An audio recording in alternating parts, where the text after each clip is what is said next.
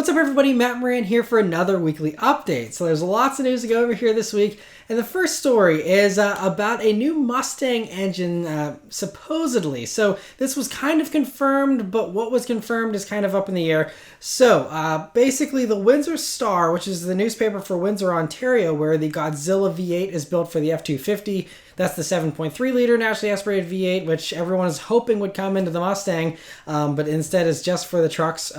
So that engine is built in Windsor, Ontario. And so their newspaper first reported that Ford has struck a deal with the plant there to make a new 6.8 liter V8 for derivatives of the F-150 and Mustang. So this deal and that statement was revealed during a Unifor press conference. So that is actually what their official said, is there's going to be a 6.8 liter that's going in a Mustang. So there's that, but then there's been some people that have been kind of doubting, did he really say that? Supposedly sometimes with these union contracts, things can get misconstrued, and there's been some false hopes in the past that haven't turned out. So we'll have to see on that, but there has been some speculation on Mustang 6G in the past few weeks about this statement, which I actually just saw this past week. But anyway, one user named Fastang Turbo got pretty specific. Sounded like they might have had a connection. It could just be random conjecture, but they claim that it's going to be 600 horsepower naturally aspirated. It's going to actually be smaller than the Coyote motor, but way more. And they said it will be a push rod, which was kind of assumed for a 6.8 liter. And then they say, actually another user, Eric427, claims it's going to be 7.3 Godzilla based and most likely be an alloy block. So that's some of the conjecture. Again, these are just people on the internet. Who knows if it's legit, but they kind of, it seemed like they were a little more specific than everyone else who was just guessing things. So we'll have to see what happens.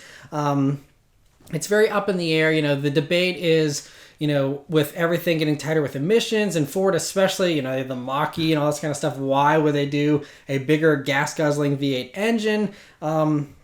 So, you know, it's kind of an iffy thing. And when you say derivatives of the Mustang, that could mean that the next generation Shelby gets this engine or something like that. But there's also been some new rumors about platforms for the Mustang. So, you know, originally it was reported it would be on the CD6 platform as the Explorer, but then everyone was like, no, it's not going to be on that platform. It's going to be a heavily revised version of the current platform. And now it sounds like they're going back to CD6. So I think maybe the heavily reworked version of the current platform was like a backup in case CD6 didn't work. So, the newest development here is that there's a recent report by Autoweek, I think it was actually a month or two ago, but so it renewed the speculation that the Mustang is supposedly back on the CD6 platform, and that the Mustang will be getting bigger. And so this is where that rumor of that new engine starts to make a little bit more sense, because if we're going to have a Mustang that's the size of a Challenger, potentially, and then, you know, having the lower torque Coyote motor, might not be great in a big package like that. You know, that's why the Challenger is great, because it's a very torquey motor. The Camaro is also very torquey, but at least that's smaller. But so if you have a Challenger-sized Mustang, this 6.8 come in handy, and 600 horsepower in something that's that large and a little bit heavier might not be overkill. You know, obviously it's 485 horsepower in the Challengers with the Scat Pack, still plenty fast. So this could still be a Shelby derivative or something, or it could be a Boss 429 if they want to bump up the displacement a little bit beyond that 6.8. We'll have to see on all that. That would be fun though. But so, and then also if that Fastang Turbo user is correct and the 6.8 is actually smaller than the 5.0, then that could create some room up front for electric motors to do the hybrid version that Ford has already confirmed. There will be a hybrid Mustang coming. They've said that for several years now. I don't know why that hasn't shown up yet, but, you know, this would kind of make room for that. Potentially have an all-wheel drive Mustang with this engine, have electric motor up front, and then have a naturally aspirated 600 horsepower engine behind that electric stuff. Could make for something that could be faster than the GT500 is currently. So maybe it's something like that. You know, we'll have to see. Again, this is all up in the air, but I mean, it sounds like the plant, if they didn't misspeak, they're building a 6.8 liter that is going to be in a Mustang at some point. What that ends up being, how far away that is, you know, plans can change, you know, so it's all up in the air, but a very interesting idea nonetheless. I personally think that having, you know, a big block engine that's going to be, you know, very torquey in a Mustang could be really fun, because that's what I do love about the Challenger and the Camaro, is that there's instant torque, and that's something you don't get in the Mustang. You exchange that for the higher RPMs in the Mustang, which is a lot of fun as well in a different way.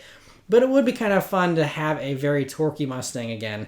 So we'll have to see what happens with all that. Other Canadian Union stuff here.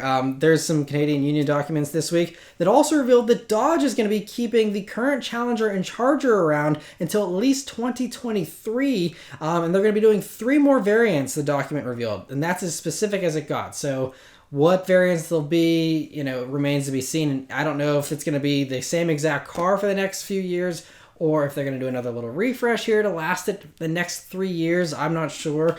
But they also are saying in this report, or in this union document, that the Chrysler 300 will also stick around until 2023, and that doesn't really have a whole lot going on in its product lineup. So for them to keep that around is pretty respectable, honestly. So we'll have to see how that all pans out. But for those of you who are hoping there might be a new Challenger around the corner, again, if this is true, which this is a legal document here from the unions. So unless plans change and they break these contracts or something, you're not going to see a next-gen Challenger for at least 3 more years. So it's going to be a while. So if you're holding out, just get a current Challenger and upgrade in 3 years or something. So anyway, that's interesting to see. For some crazy new car news here this week, official news, Bugatti this week revealed the Bolide, I believe is how you pronounce that. I'm not sure, but it's a one-off track toy and it's a concept for now. They say it's the lightest and the fastest concept they've ever made. And so it has a 0.67 to 1 power to weight ratio because it has 1,824 horsepower when it uses race gas. It only weighs 2,734 pounds dry, which is about the same as a Subaru BRZ with almost 2,000 horsepower. Talk about mind-blowing. And the power still comes from the quad-turbo 8-liter W16, just like the Chiron, but runs different turbos for the extra power. And so it also makes 1,364 pound-feet of torque. Even if you run regular 98 octane gas that's available all over Europe, it'll still do 1,600 horsepower. The other crazy claims here are that it has a top speed over 310 theoretically, and has a potential to lap the Nürburgring in 5 minutes 23.1 seconds. Now the crazy stuff, it has a roof scoop that morphs depending on the speed, being smooth at low speed, but then Bugatti says at high speed a field of bubbles bulges out to reduce aerodynamic drag of the scoop by 10%. And so it works together with an unrestricted intake and exhaust to maximize the breathing of that W16 engine.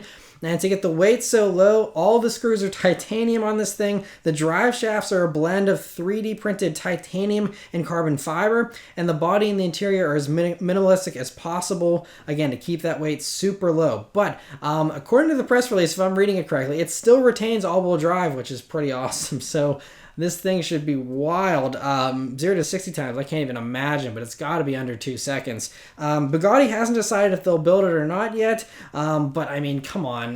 All the billionaires that buy Bugattis, I'm sure they would love to collect this thing, even if it didn't even run or drive. They would just have a rolling thing that they'd happily collect and pay millions upon millions of dollars for. So I think it's pretty much a no-brainer. Anything Bugatti wants to put out, people will buy for obscene money, and so hopefully they do make it. The more crazy hypercars out there, the better, even if none of us ever even see one in the flesh. But cool that they exist. Mercedes-Benz this week, a pretty big announcement here. They announced they're going to be increasing their ownership of Aston Martin from 2.6% to 20% by 2023.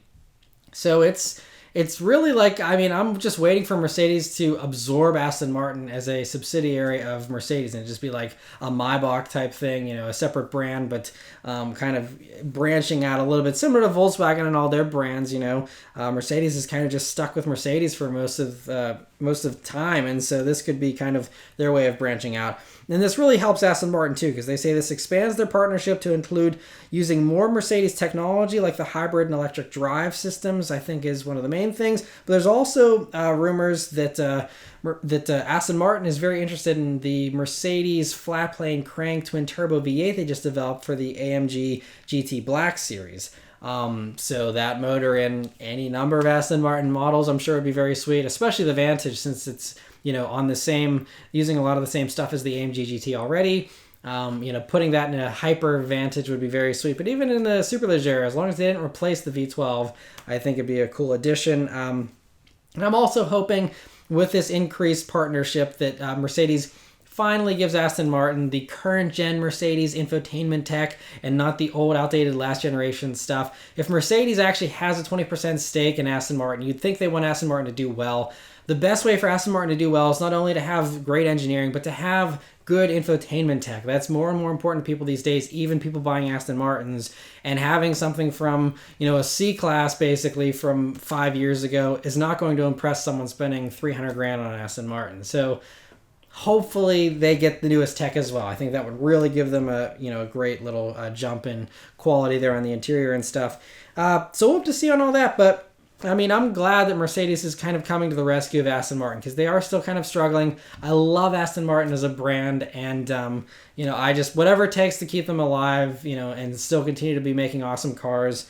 I think that's awesome. So I'm thankful to Mercedes for helping them out here. And some other company moves, a German trade publication, which I can't pronounce. I will just leave the name there for you. They're claiming that Volkswagen will move Bentley from being under Porsche to instead being under Audi. But they're all under Volkswagen, so I don't understand how this mix-up changes anything, honestly, but clearly it does, and I'm just, out of the loop on, what that would actually do. But, they're saying, according to the publication sources, Volkswagen CEO thinks Bentley has more potential under Audi than it does under Porsche, and they're saying it would be easier for Audi to, use that tech for a new Bentley SUV. But I'm also still confused because the Q7, the Cayenne, and the Bentayga are already all on the same platform.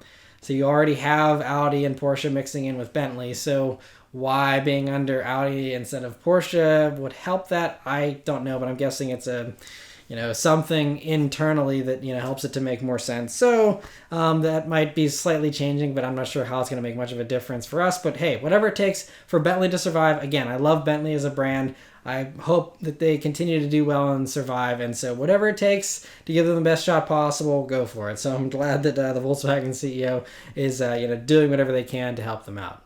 But back to some actual car news, though. Jaguar has revealed the refreshed 2021 E-Pace this week, and so it gives it some nicer looks with restyled headlights, with the 2 strips of LED DRLs now there, along with LED headlights, which are slimmer and look a little bit more aggressive there. There's also new fender vents, similar to the other new Jags, with the leaping Jag logo on them, and there's also some new wheels. The interior gets some really nice big improvements as well, the main one being that new 11.4-inch touchscreen from the other newest Jags we just saw the past couple of weeks here. The F-Pace, the XF, they all kind of got that same new stuff.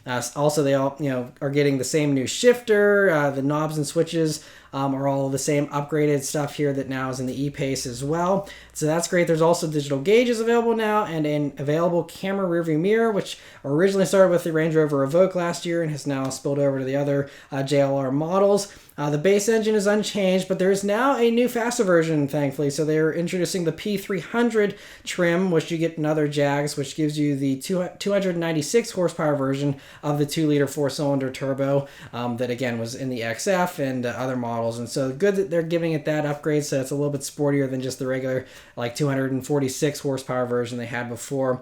And also that sportier version has torque vectoring on its all-wheel drive system, so hopefully a little bit sportier handling as well. And so pricing is going to be starting at $42,000 for that slower version, and then the P300 Sport, that new faster one, now is going to be starting at $51,000 before options, and those should be arriving soon. So I think those are some really nice changes. I really like the way they sharpened up the front on the E-Pace there. I think it looks really good. Subaru this week has revealed a new variant for the Forester for Japan, so don't get excited just yet, but this could come here. So it's a trim we already get here in the States, the Forester Sport, but the difference here is this Japanese version gets the new 1.8-liter turbo boxer 4 from the Lavorg, also a model we don't get here in the States, but that's the station wagon in Japan there. And so it only does 175 horsepower, but it does do 221 pound-feet of torque, meaning that while the horsepower is about the same as what you get in the normal 2.5-liter boxer 4s in regular Subarus these days, this has almost 50 more pound-feet of torque, so it should feel much quicker, even if it is slower than the old Forester XTs back in the day. Those are still going to be the kings until Subaru actually does a new XT version, hopefully someday. But in the meantime, this could give it a little bit of extra punch and actually give some reasoning for that sport, trim level, which here in the States is just an appearance package, sadly. But another little bit of sad news is that it still is only connected to a CVT. There's no way to get a manual or any kind of normal automatic, of course, because Subaru is all in on the CVTs. And it's not just looks here for this Japanese version of the Sport, though. It actually gets a sportier suspension setup as well, which is welcome. And so I'm not sure how soon we'll end up seeing this engine here in the States, but I think the chances are pretty good we'll get this here at some point in some Subaru, either for future sport trims of models we do get here, like the Forester or even the Crosstrek. I think this would be a great engine for.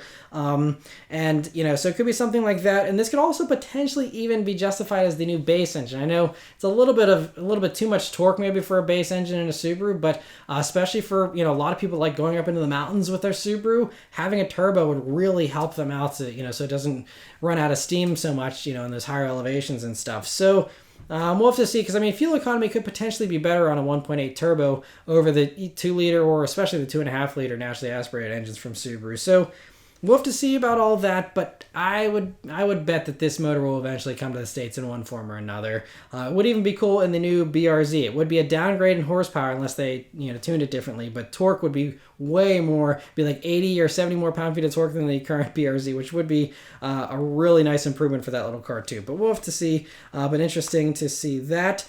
Ford this past week has given the Edge one big change here for 2021. It gets a 12-inch vertical infotainment screen, which is larger than the 10-inch screen that's tacked onto the top of the dashboard in the Explorer there, but smaller than the 15-inch screen you get in the Mach-E. So this is a new screen actually for Ford that we haven't seen before. It runs the new Sync 4 system, so as far as the graphics and stuff, there's no surprises there. But I think it's a pretty decent integration. It just looks like they stuck a tablet on the front of the center area there, but at least it's not sticking way up above the dashboard like it is in the Explorer, so I think this is an improvement. But the Edge is just pretty old at this point. I don't know if it's like maybe 7 years old at this point for this generation. It just definitely needs, I think, a completely new generation version, and hopefully they'll be working on that relatively soon. But in the meantime, this helps to modernize the Edge a little bit. Mini this week has revealed a new version of the Cooper for 2021, so this is the 1499 GT edition.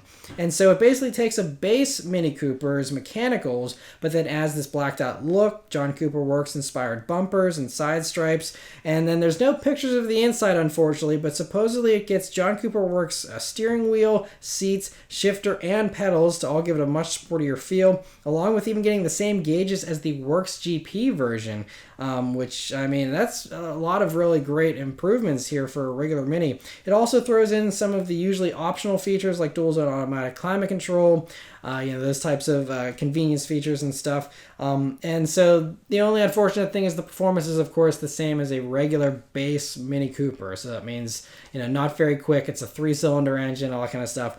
But it's kind of a cool package to have, the sportier look. It would be nice if it actually had a sportier suspension to go along with it, but I don't believe it does. But anyway, pricing for these is going to be starting at $27,890, which is actually $640 more than just getting a Cooper S. And granted, a Cooper S with all these same equipment, features on it will be several thousand more. So there is still a, niche for this 1499 edition.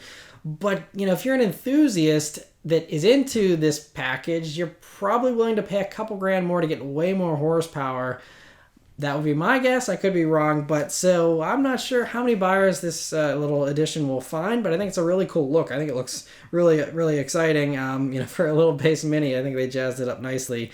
And but cool to see that. Also, right after I finished filming this weekly update, Genesis revealed the first official pictures of the GV70, which is, again, their smaller SUV, the slotting beneath the GV80, and I think it looks really fantastic. Unfortunately, we only have a couple of pictures here, and so the purplish brownish version you're seeing is the base model, and then the red version you're seeing is the sportier version, has the sportier exhaust tips. We only have a couple pictures, though. I wish we did have more to look at here, but this is a preliminary release. We don't have any engine details or any kind of powertrain details or anything like that. I read somewhere that they're going to be going on sale and be in dealerships here sometime in the next 6 months or so. I'm not sure if that's for Korea or for here in the States or everywhere, but I think it looks really, really good. I mean, it's a very bold style on the outside, similar with the other, newest Genesis models, but I think it's striking, both in the front and the back, and the inside is also very impressive as well. You have that nice large touchscreen on the top there from all the other brand new Genesis models, but then you have the unique climate control area there, which doesn't share any design elements with the other Genesis model. So that's kind of, a nice refreshing thing, that it's completely different in styling and it's not just copy and paste like all the other manufacturers are doing. I think it's a really cool look there. And so, yeah, I'm looking forward to seeing more, hearing more about these as they continue to, reveal them and give us more information on them. But overall, I think it's a really solid start, and yeah, I'm pretty impressed.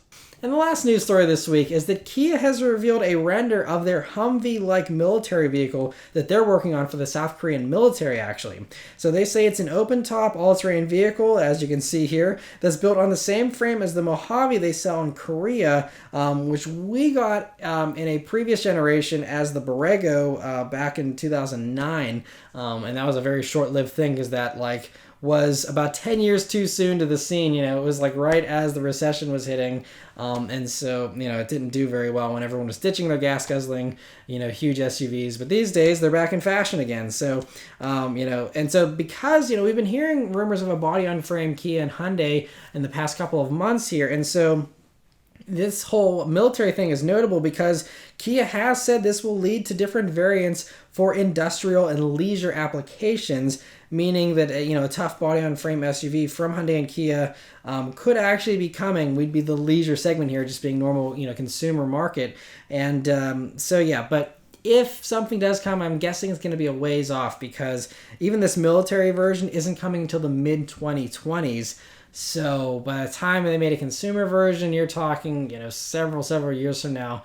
Honestly, I don't know. At that point, everyone's going to be trying to do everything electrified and stuff. I'm not sure how that will look if it eventually does come. In the meantime, I think the Palisade and the Telluride are great, unless you need towing and stuff and you need, a tougher frame and stuff. Otherwise, I think that the Telluride and the Palisade are fantastic choices. And but yeah, interesting to see that Kia is working on basically a Humvee, which is really cool.